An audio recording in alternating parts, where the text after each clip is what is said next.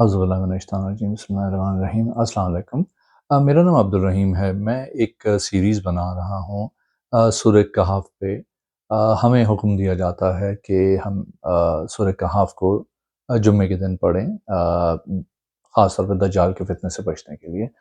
तो इस सिलसिले में मैंने तकरीबन कोई 9 वीडियोज़ बनाई हैं और मैं कोशिश कर रहा हूँ कि हम समझ सकें कि सूरह कहफ पढ़ने से हमें दज्जाल के फितने से किस तरह बचाया जा सकता है या हम किस तरह बच सकते हैं।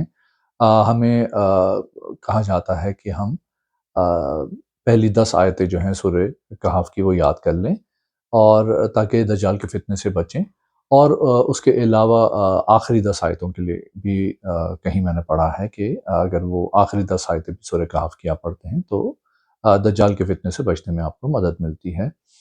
जो मेरी समझ में आया है कि दज्जाल का फितना जो है अ, वो तो कई हज़ार साल पहले था, 1400 साल पहले रसूलुल्लाह सल्लल्लाहु अलैहि वसल्लम के जो सहाबी थे तमीम उद्दारी, उन्होंने उनसे मुलाकात भी की और बात भी की और फिर आके तमीम उद्दारी जो सहाबी थे रज़ी अल्लाह ताला अन्हु, उन्होंने रसूलुल्लाह सल्लल्लाहु अलैहि वसल्लम को आके और उनके बारे में बताया और फिर रसूलुल्लाह सल्लल्लाहु अलैहि वसल्लम ने अपने सहाबी को उस ज़माने में जो उनके साथ थे उनको बताया और फिर बहुत तफ़सील से दज्जाल के फ़ितने के बारे में बताया। तो जो मैंने समझा है और ये भी कहा जाता है कि हज़रत नूह अलैहिस्सलाम से लेके और जितने भी नबी उनके बाद आए हैं, उन सब ने दज्जाल के फ़ितने से हमें बचने के लिए आगाह किया है कि जी कि इतना बड़ा फ़ितना है कि क़यामत तक इतना बड़ा कोई फ़ितना नहीं होगा।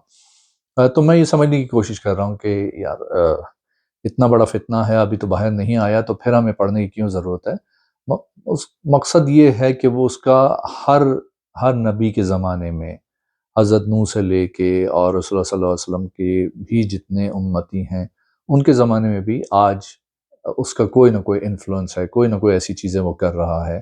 तो जो मैं थोड़ी बहुत स्टडी कर पाया हूँ कि आज के ज़माने में जो बड़ी-बड़े बैंकारी के निज़ाम हैं और बड़े-बड़े कॉर्पोरेशंस हैं और बड़े-बड़े जो लोग हैं, वो दज्जाल के फॉलोअर्स हैं और वो एक तरह से उसकी पूजा करते हैं, उसके आने का इंतज़ार कर रहे हैं और उसका जो निज़ाम है, उसको नाफ़िज़ करने की वो कोशिश कर रहे हैं। तो मैंने ये सीरीज़ इसलिए बनाई है कि हम सूरह कहफ जुम्मे के दिन भी पढ़ें और वैसे भी पढ़ें और उसकी पहली 10 आयतें भी याद करें और आखिरी भी कोशिश करके याद करें, ताकि हम उसके फ़ितने से बच सकें।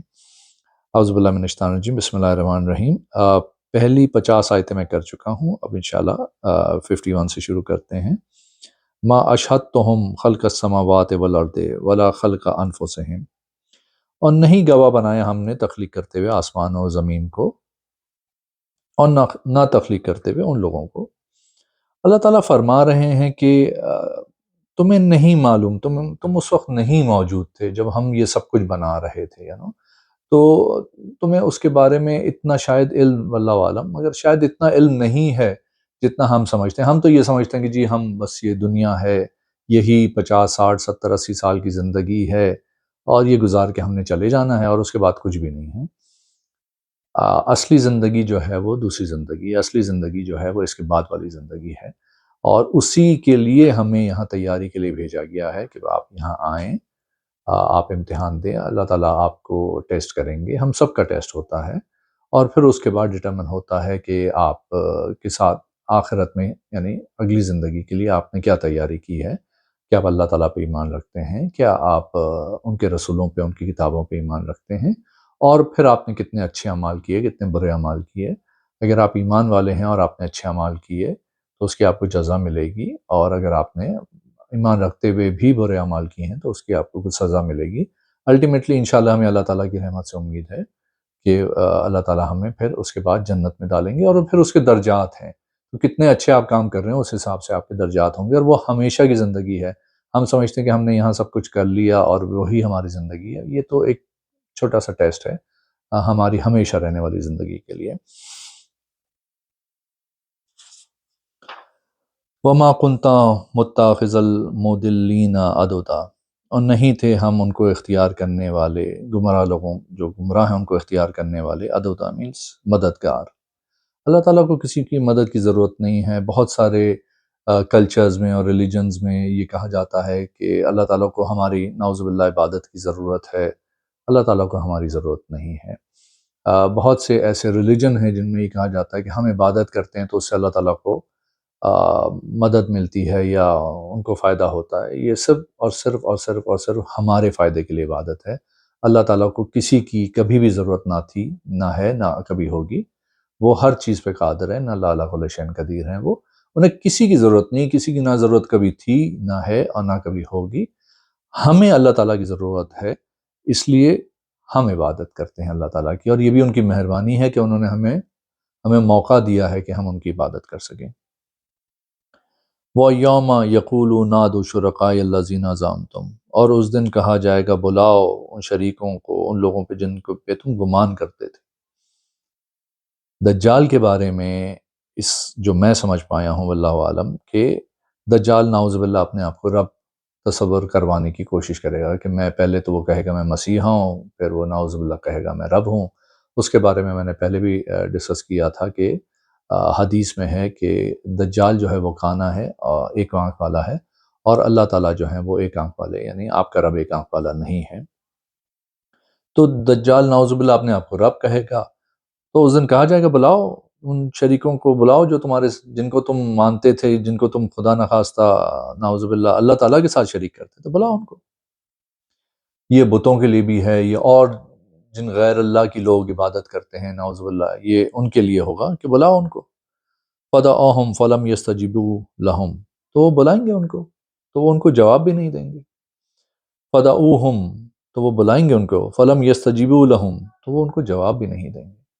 بھائی جن بتوں کو، جن پتھروں کو آپ خود اٹھاتے ہو، اپنے ہاتھوں سے بناتے ہو، جو بیچارے خود پتھر بول نہیں سکتے، ہل نہیں سکتے، کچھ نہیں کر سکتے، نعوذ باللہ آپ ان کو اللہ تعالیٰ کے ساتھ کس طرح شریک کر سکتے ہیں؟ اللہ تعالیٰ تو ہر چیز پہ قادر ہے، اللہ تعالیٰ سنتے بھی ہیں، سمعنا ابصرنا، دیکھتے ہیں، ہر چیز اللہ تعالیٰ کی طرف سے ہی ہمیں دی گئی ہے۔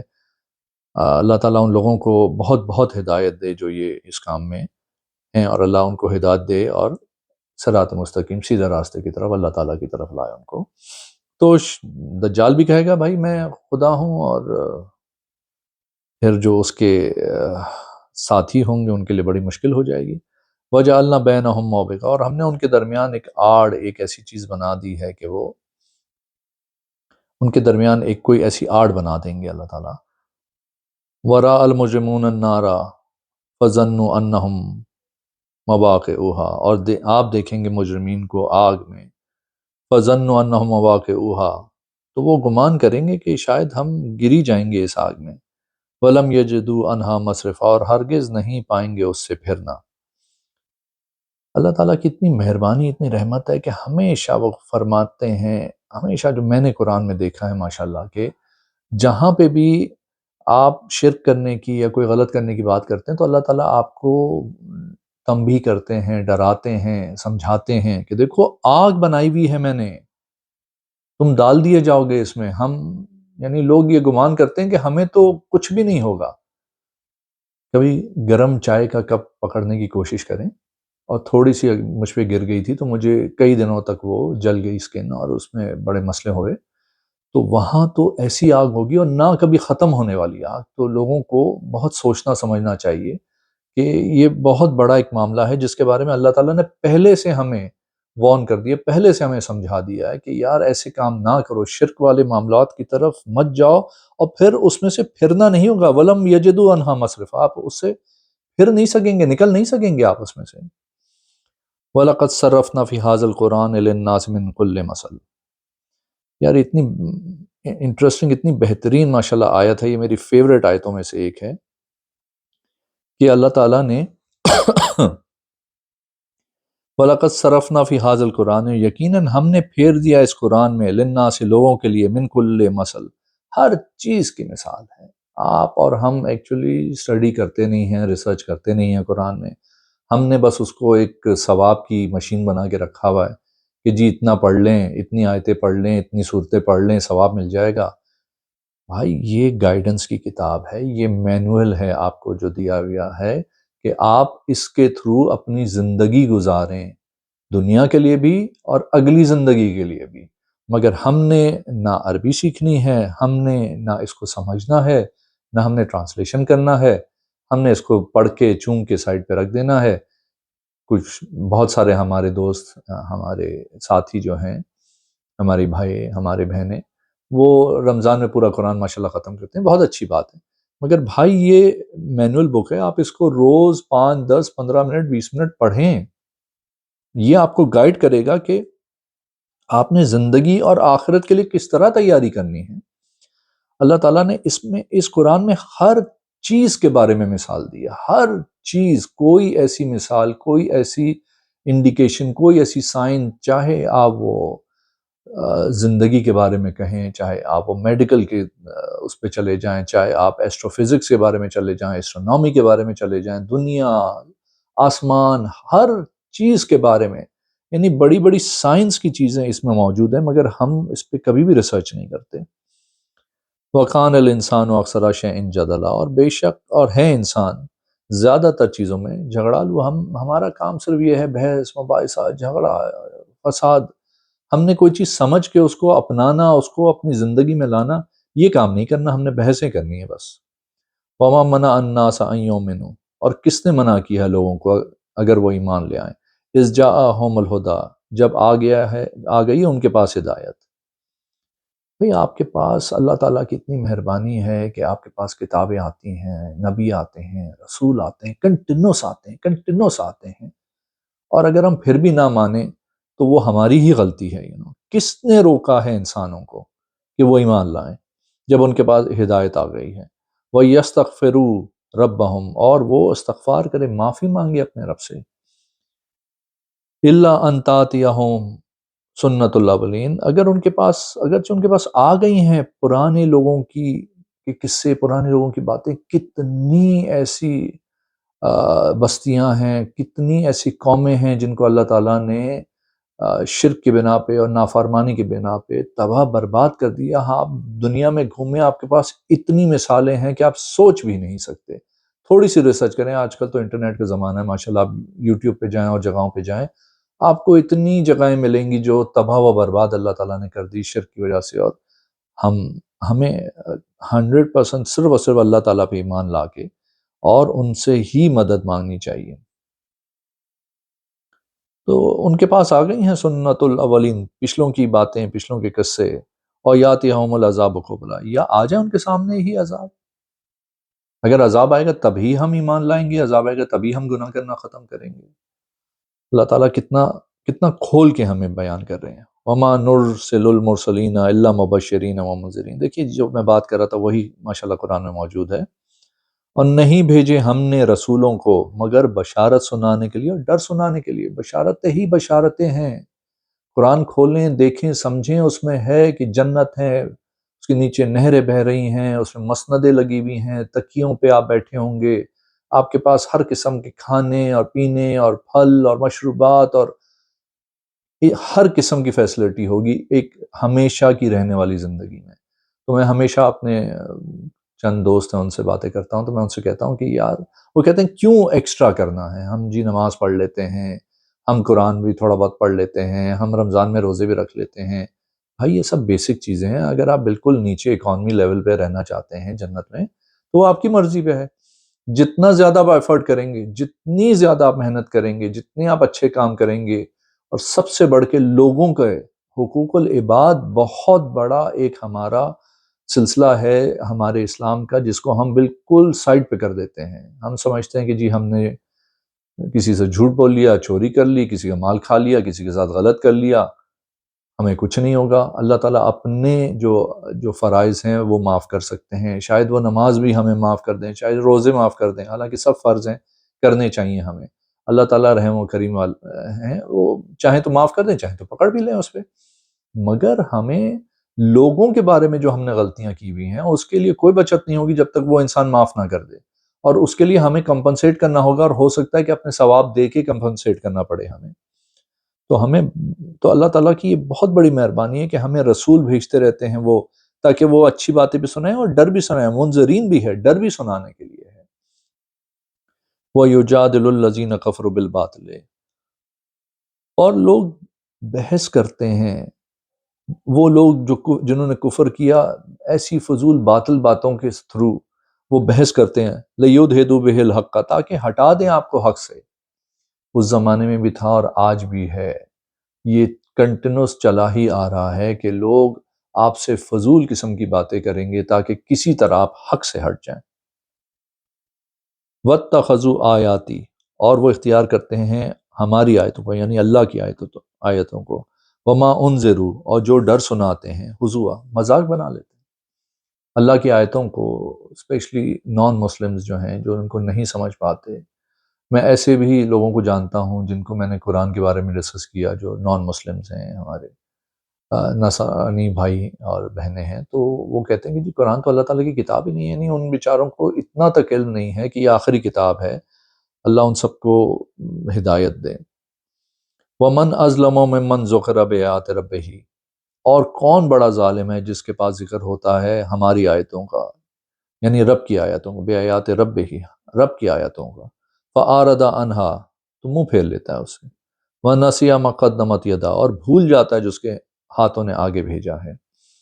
دجال کے کانٹیکس میں جو سمجھ پایا ہوں وہ یہ ہے کہ ہو سکتا ہے کہ اس وقت بھی ایمان والے، ہو سکتا ہے کہ جو لوگ ایمان والے ہوں وہ قرآن کی آیتیں اور ان لوگوں کو بتائیں جو دجال کو فالو کرنے کی کوشش کر رہے ہیں، واللہ عالم، یا آج کے زمانے میں بھی ہو سکتا ہے۔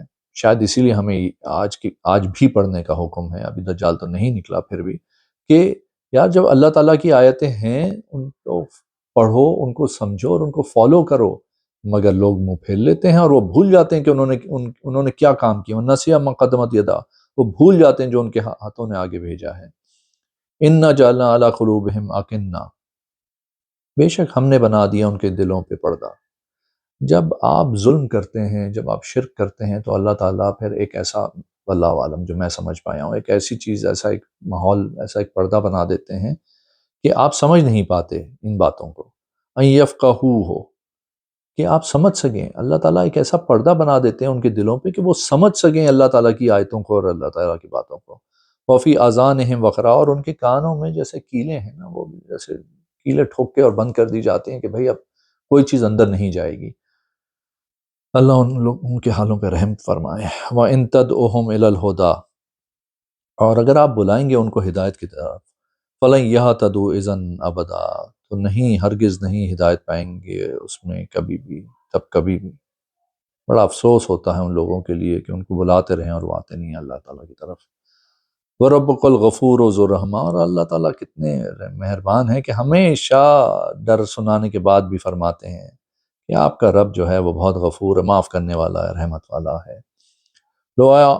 لو یؤاخذوہم بما کسبوا، اور اگر ہم پکڑ لیتے بما کسبوا، جو انہوں نے کمایا، لأجل لهم العذاب، تو ہم جلدی کر دیتے ان کے لیے عذاب۔ اتنی مہربانی ہے، آج چاہیں تو اللہ تعالیٰ عذاب لیں، آج چاہیں تو قیامت لے آئیں، مگر اللہ تعالیٰ نے چھوٹ دی ہوئی ہے لوگوں کو، ابھی بھی سدھر جاؤ، ابھی بھی آ جاؤ، ابھی بھی آ جاؤ۔ یہ مسلمان اور نان مسلم دونوں کے لیے ہی ہے۔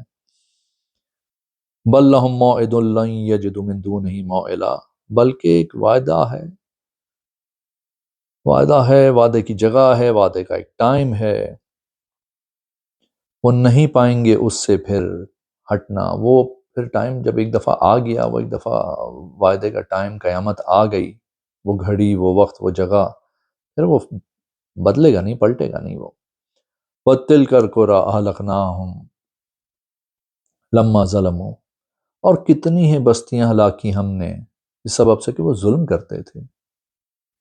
یار اتنی مثالیں اللہ تعالیٰ کھول کھول کے بتا رہے ہیں کہ کتنی ہم نے برباد کر دی بھائی، بستیاں، جگہیں، قومیں، ہم پھر بھی نہیں سمجھتے۔ وَجَعَلْنَا لِمَهْلِكِهِمْ مَوْعِدًا، اور ان کے لیے ہم نے ہلاک کرنے کا ایک وعدہ بنایا، ایک وقت بنایا تھا، ایک جگہ بنائی تھی، اور ہم نے ان کو ہلاک کر دیا، تباہ کر دیا۔ وَإِذْ قَالَ مُوسَىٰ لِفَتَاهُ لَأَبْرَحُ حَتَّىٰ أَبْلُغَ، اور جب فرمایا موسیٰ علیہ السلام نے اپنے جوان سے، نہیں میں رکوں گا یہاں تک کہ پہنچ جاؤں مجمع البحرین، جہاں دو سمندر یا جو دو پانی کی نہریں ہیں یا سمندر ہیں، میرے حساب سے سمندر ہیں، جہاں ملتی ہیں، اور امدیا حقبہ، یا میں چلتا رہوں ایک لمبے عرصے تک۔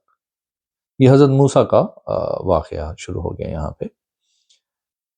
تو جو میری سمجھ میں آتا ہے کہ اللہ تعالیٰ کی اتنی مہربانیاں ہیں، اتنی چیزیں ہیں، ابھی آگے جا کے ہم انشاءاللہ یہ ساری آیتوں پہ بھی ڈسکس کریں گے۔ حضرت موسیٰ کا قصہ بڑا ہی انٹرسٹنگ قصہ ہے، اور اس میں انشاءاللہ ہم ڈسکس کریں گے کہ یہ دجال سے اس کا کیا واسطہ ہے۔ تو انشاءاللہ اگر آپ نے میرے چینل کو سبسکرائب نہیں کیا تو پلیز کیجئے، اس ویڈیو کو لائک کیجئے، اپنے کامنٹس دیجئے۔ انشاءاللہ پھر اگلی ویڈیو میں ملاقات ہوتی ہے۔ اللہ حافظ۔ السلام علیکم۔